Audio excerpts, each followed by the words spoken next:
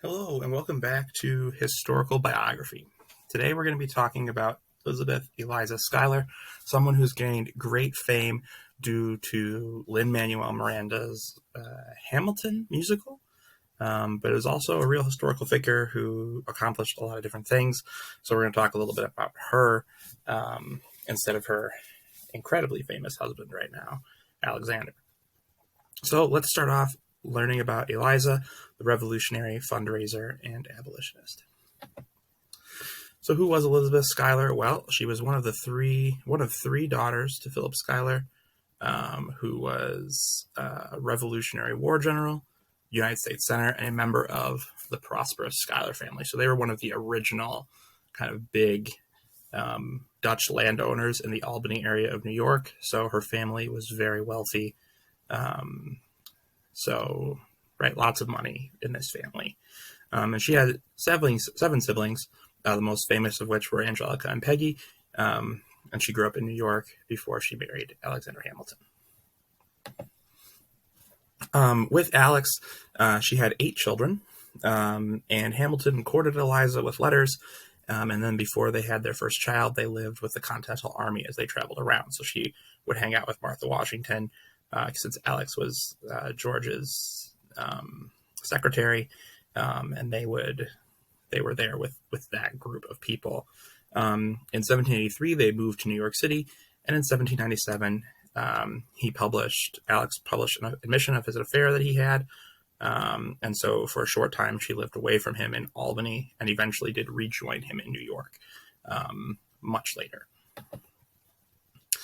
After Hamilton's death in the duel with Aaron Burr, Eliza began to defend her husband's legacy publicly. So after the affair, she kind of stepped out of that realm. She wasn't really in defending him or his people, the people that he hung out with. But now that he had died tragically in this duel, she more formally stepped into the public sphere and began defending her husband's legacy. She supported his claim to the authorship of Washington's farewell address, which is generally accepted now that he was the one who did write that speech. And Washington's farewell address is a really important speech in American history and American government. And she also collected his writings and had them published by one of her sons. Excuse me. Oh, man. History, man, makes you sneeze. All right. She collected his writings, had them published with the help of her son in a book called The History of the Republic of the United States of America, as traced in the writings of Alexander Hamilton. So Alex's writings were collected and kind of made into this historical book with the help of Eliza. She also was one of the main proponents and leaders in raising funds for the Washington Monument. So when people were trying to... many people wanted to honor George Washington with some sort of monument in Washington, D.C., but the government wasn't really willing to put up the funds for it. And so citizens like Eliza were the ones who fundraised for it. And so she was one of the head fundraisers for the Washington Monument, which eventually got made. It's that tall obelisk, right, that's in D.C. She had known George personally for years, and she ended up moving to D.C. in 1848, and she lived there until 1854 when she died. So she did a lot of work with that monument. She also joined the Society for the Relief of Poor Widows and Small Children in 1798, and she used this place to eventually open an orphanage. So 2 years after her husband's death, Eliza, along with some other women, founded this orphanage in New York City, which probably was inspired a little bit by Alexander, who himself was an orphan. And so she helped run this orphanage. She led the organization for 27 years and then eventually stepped down when she moved to DC. That orphanage and that organization is still in existence. It's still running in New York to this day. So it's something that has continued on, that she helped start. She also shared her husband's abolitionist views and spoke out against slavery publicly and privately after Alexander passed.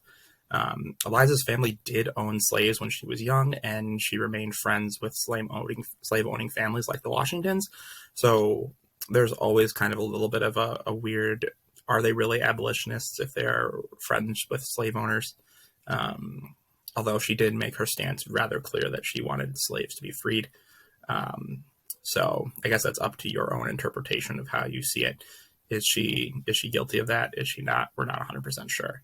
Most of the letters describing her opposition to slavery have been lost. However, Alexander's stance was pretty clear, and so was hers, and what public information we still have from her. So she was pretty strongly an abolitionist. Yeah, go. Now in modern days, she's of course in the musical Hamilton, and she was originally played by Phillipa Soo, marvelously, by the way. Phillipa Soo is amazing. Eliza is portrayed as a very sympathetic character in the musical, marrying into a difficult marriage, and then processing the trauma of losing her son and her husband because of Alexander. Ultimately, though, she is ended up seeing as a powerful figure, and she advocates for the legacy of Alexander and his comrades.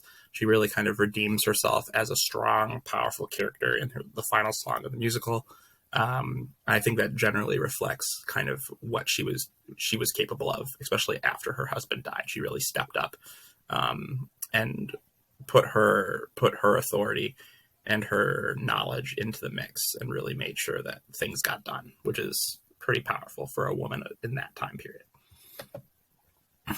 Here's some of her quotes from the musical, like, we don't need a legacy, we don't need money. That was kind of when she was talking with her husband when their marriage first started. Let me be a part of the narrative. So she wants to be a part of this story that Alex is writing for himself. And then when he reveals the affair, she cuts him out and burns all of his letters and does all of that stuff, kind of erasing herself from that narrative. And then she reintroduces herself after he dies. Did she do enough to keep his legacy around? Kind of the one thing that he really wanted. And I think she's probably pretty successful considering how popular Hamilton is right now, right? It worked out. So that's pretty cool. Thank you guys so much for watching Historical Biography, this one about Eliza Schuyler. And I hope you're ready for our next video. Remember, please like, subscribe, ring the bell, and go ahead and comment if you want to learn about somebody new that I haven't covered yet. I'm always open to suggestions, and I'm totally willing to make whatever you guys need to help you learn. So if you have a suggestion for me, go ahead and drop it in the comments. Thanks for watching. We'll see you soon.